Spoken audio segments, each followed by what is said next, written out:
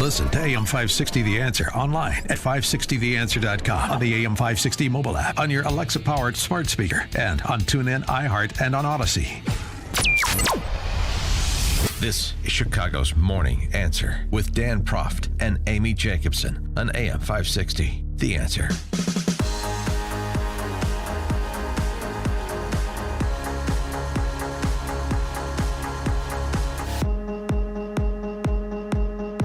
Top of the morning, Dan and Amy. Since this is a day of unadulterated identitarian celebration, I just thought I'd add this into the mix. Sam Britton, the Deputy Assistant Secretary for Spent Fuel and Waste Disposition at the Department of Energy's Office of Nuclear Energy. Okay, how do you even fit that on a business card? Okay, yes. Yeah. Mm-hmm. Tell me about Sam. Right, he's the dude that made headlines when he got this job because he's a bald guy with a mustache who walks around in a dress with lipstick on and so on and so forth. Wait, is he the one that stole that expensive handbag from the Minneapolis airport? Yes, he Not is. handbag, a suitcase. He's facing felony charges in Minneapolis on stealing a woman's luggage, right? Yeah, it's a designer suitcase that's worth about $3,000. Yeah, and he knew that. I wouldn't even know that, but he's more into the womanhood than I am, I guess, and decided to take what wasn't his.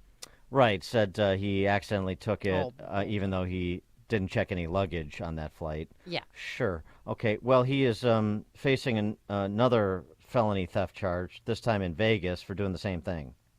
What?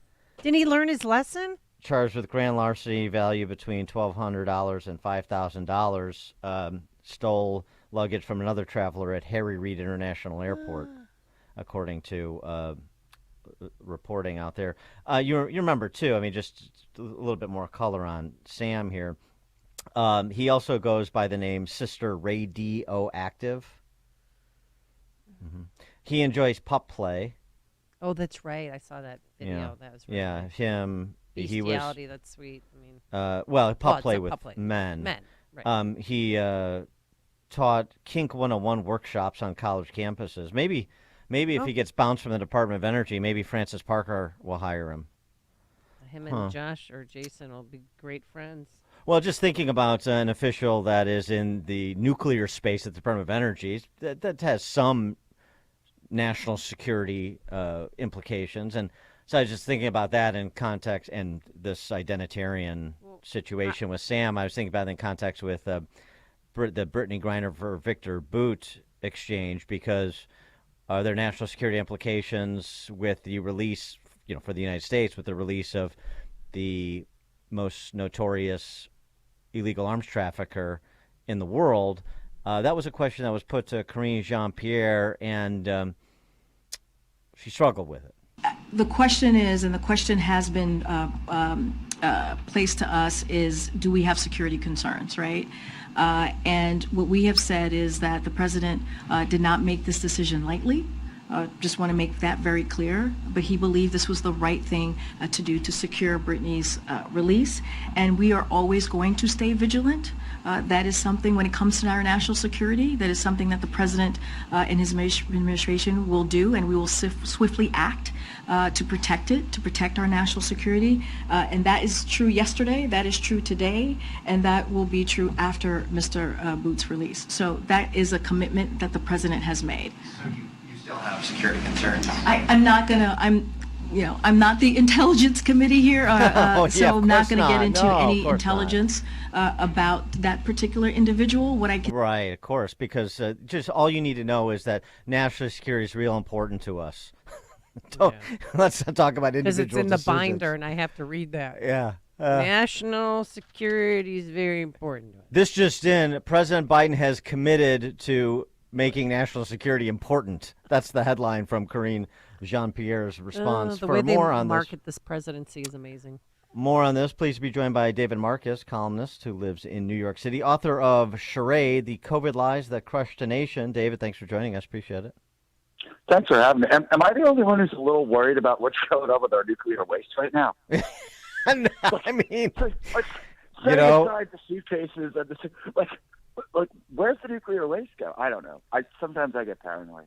Yeah. Well, maybe he's smuggling it out in those suitcases he's stealing. Oh, that's right. I don't know. It's all very confusing to me. So on the Brittany Griner matter, you wrote a book about COVID, and I mentioned this yesterday when the news first broke. It's like the reaction, and what you heard then subsequently all day yesterday from the left and from the Biden administration. It reminds me very much of COVID. We're doing something important. There is a good here, so it doesn't matter what the cost is. We don't make decisions based on assessments of the trade-offs. We just say this is good and it doesn't matter. So if this is like you buy a Honda Accord, you pay sticker. Okay, you buy a Honda Accord and you pay 125 grand. Maybe it wasn't such a great deal. And that sort of assessment doesn't happen in this country with I don't know, about half of it right now. Yeah, this trade reminded me of back in the 90s when the Cowboys sent Herschel Walker to the Minnesota Vikings for like 9,000 of the 10,000 lakes in Minnesota. And, it didn't work out. It's a lopsided trade. It's a tough spot, right? I mean, we all wanted Griner to come home. We all want Whalen to come home. Clearly the Russians were playing games with this. But you're absolutely right about having to look at the unintended consequences, which we didn't do with COVID, and which Jean-Pierre was just not willing to be straight up about yesterday. Not only are we sending this, deadly arms merchant back into the killing game, this is going to make it more dangerous for Americans who travel abroad. I mean, every petty dictator in the world now knows that if they just abscond with an American citizen, they've got a bargaining chip and they can get whatever they want from Joe Biden. So, look, Americans made a sacrifice to get her back, and I think that's got to be acknowledged. Yeah, because Paul Whelan said he was kidnapped because he was an American tourist, that he was there on Russian soil, and that's why they took him into custody. But back to yesterday, so I've heard two things. I first heard that Biden could only pick one of the two. Then Kirby said, no, Paul Whelan was never an option. Do you believe Kirby? I don't know. I mean, I've heard some analysis that the sticking point was the fact that, Griner was imprisoned on a drug charge, and with Whalen, it's alleged espionage, right? So maybe the Russians will only trade him for another spy. I don't know. I don't know that we'll ever know. These negotiations happen so deeply in the weeds. But, the upshot for Biden is clearly that the more famous person was released. It's a bigger story. It's a celebrity. So I think whether it was Biden's choice or not, this accrues to his advantage and sadly to the disadvantage of Whalen and his family.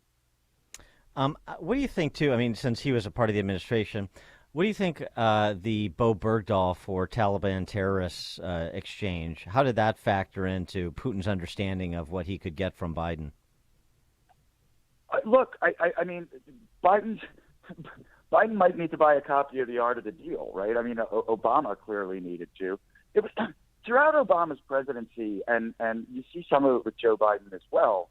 Obama was really famous for negotiating with himself, right? Like Obama thought that he was so smart that he'd come to the negotiation and say, "I've figured out both sides already," and the people he was negotiating with would say, "Okay, that's great. We're going to consider this your first offer."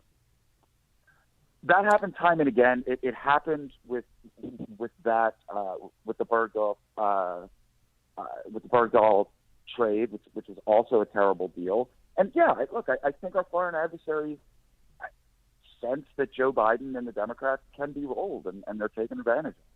Now, just on Paul Whelan, I know we're talking about him as a Marine and a contractor. He was a contractor for Borg Warner, which is an automotive parts manufacturer. But his service in the Marine Corps was not without controversy. He was court-martialed and convicted in January of 2008 on counts related to larceny, sentenced to a 60-day restriction, reduction in pay grade, and bad conduct discharge. Attempted larceny, 3 specifications of dereliction of duty, making a false statement. So, not that this should factor into if an American wrongly imprisoned in a foreign country, we should get them all out. I don't care about their politics. I don't care about their religion. I don't care about, those other, incidents in their past. But I mean, I also don't want to overstate Paul Whelan's service to the country, if you will. Right. As you said, the issue is if there are people wrongly imprisoned across the world, American citizens, we need to try to secure their release. Especially, it's one thing if you get busted in Japan for smoking a joint and you've broken Japanese law and you paid a price or something. In situations like this, where American citizens are clearly being used as diplomatic pawns, right? That has to be dealt with, as you say, regardless of the background of the individual, because that's an assault on every American, right? That's every time that we grab our passports and jump on a plane someplace, putting us at risk of being the next Paul Whelan. I mean, I wouldn't go to Russia right now. No. Right. It's going to destroy their tourism industry. I wanted to get to another piece that you wrote, because I know you take particular interest in this, and that's the ongoing release of the Twitter files, first through Matt Taibbi by Elon Musk, and then yesterday through Barry Weiss. Part one about the the suppression of the post-Hunter Biden story. Part two about the suppression of individual accounts of high-profile conservatives, basically. How much value do you think Elon Musk is providing by these transparent these disclosures in the interest of transparency?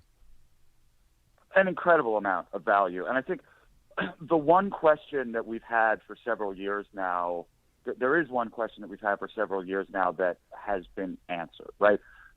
For 2 years, the big tech companies, Facebook, Twitter, all of them, have admitted and acknowledged that there is a bias against conservatives. What we didn't know was how that was happening, right?